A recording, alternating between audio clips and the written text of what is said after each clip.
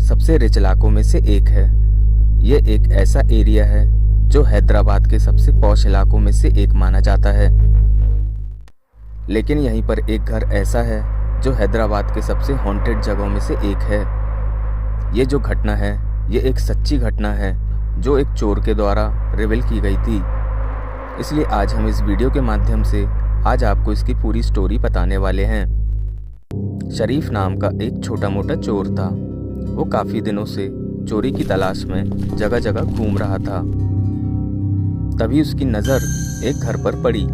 उस घर को देखकर उसे लगा कि शायद ये घर खाली पड़ा हुआ है, इसलिए वो कई दिनों तक उस घर को नोटिस करने लगा था।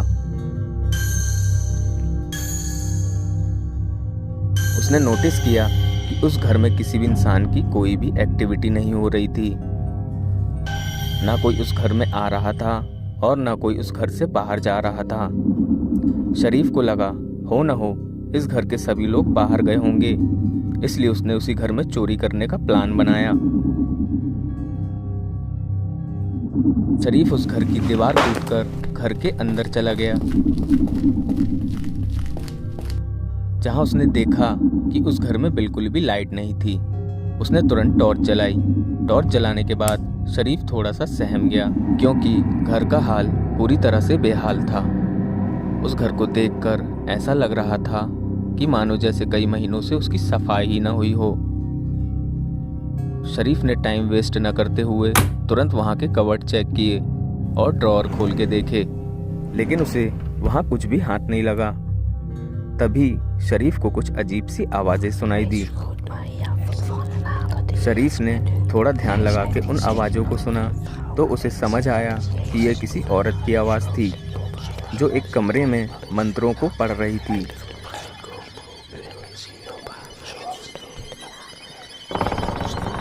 शरीफ ने तुरंत उस कमरे का थोड़ा सा दरवाज़ा खोल के देखा तो एक औरत और दो लड़की थीं जो जादू टोना कर रही थी।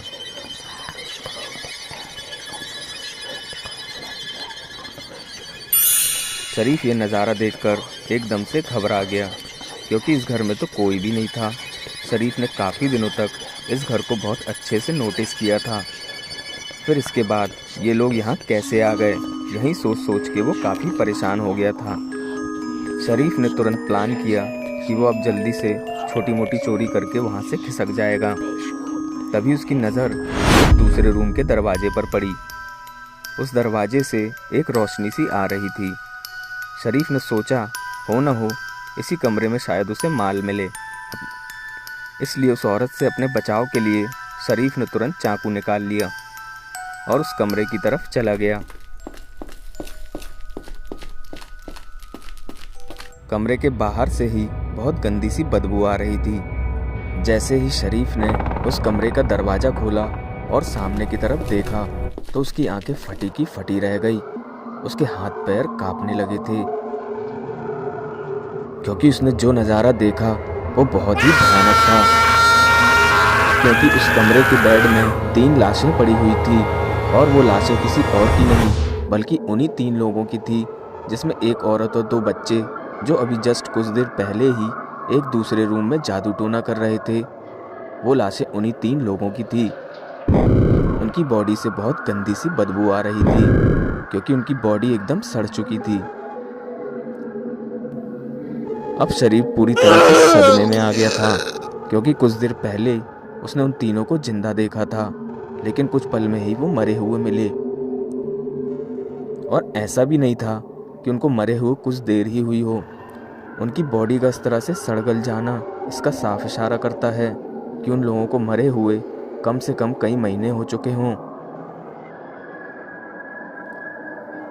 अब शरीफ को कुछ भी समझ नहीं आ रहा था कि वो क्या करे, इसलिए उसने फिर से उस कमरे में जाके चेक किया जहां उसने उन लोगों को जादू टोना करते हुए देखा था।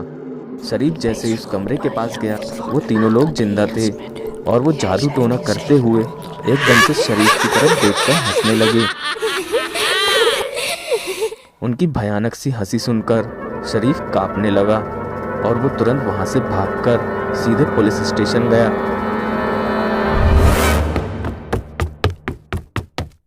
और उसने पुलिस के पास जाकर उनको सारी बातें बताई।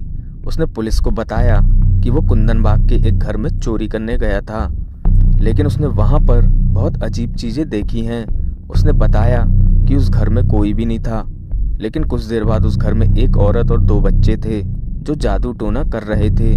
लेकिन अगले ही पल वो मरे हुए पाए गए और उनकी बॉडी एकदम सड़ चुकी थी।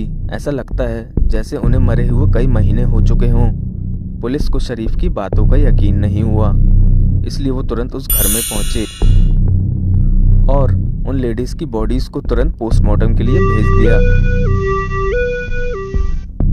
और उन लोगों के मर्डर के इल्जाम में शरीफ को गिरफ्तार कर लिया। कुछ दिन बाद जब उन लोगों की फॉरेंसिक रिपोर्ट आई तो उसमें साफ साफ लिखा था कि उनको मरे हुए 6 महीने हो चुके थे। रिपोर्ट के मुताबिक उन लोगों की मौत फिनाइल पीने से हुई थी। अब पुलिस को यकीन हुआ कि शरीफ ने उस दिन जो भी कहा था वो एकदम सच था, इसलिए शरीफ को पुलिस ने जेल से रिहा कर दिया और फिर पुलिस ने इस केस को अपने हैंड ओवर कर लिया। फिर वो केस को सॉल्व करने के लिए फिर से कुंदन बाग गए और उनके पड़ोसियों से पुलिस ने पूछताछ की। तब उन्हें वहां बहुत ही रोचक बातें पता चली। पड़ोसियों ने बताया कि उस घर में पहले एक औरत और उसका पति और उन दोनों की 2 बेटियां रहती थीं, लेकिन वो औरत जादू टोना करती थी और पति ने एक दिन उसे जादू टोना करते हुए देख लिया था।